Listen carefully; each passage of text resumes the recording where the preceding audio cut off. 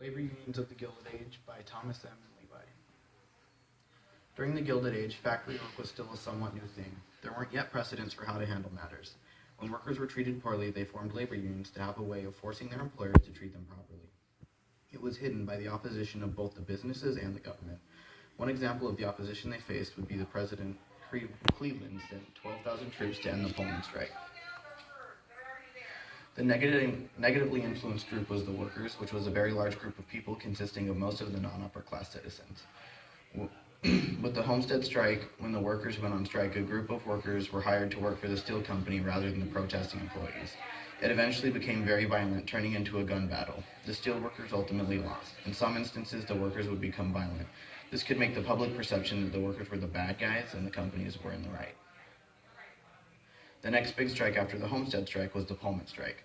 George Pullman manufactured the country's most popular sleeping cars. He ended up so successful that he had a town of just his workers.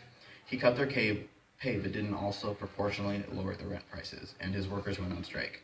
The strike was led by Eugene V. Debs. The strike ended up a nationwide railroad strike. President Cleveland sent 2,000 troops to put an end to it after male interference.